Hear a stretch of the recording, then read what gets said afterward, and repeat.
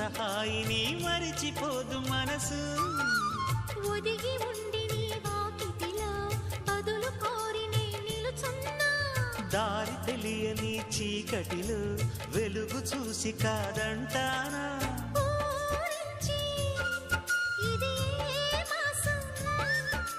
ప్రేమించే ప్రతి గుండెను అందెల సందడి చేసే హేమంతం ఇది. మన సొంతం అయినది. కిలకిల నవ్వే కోయిల కోసం వచ్చింది మధుమాసం.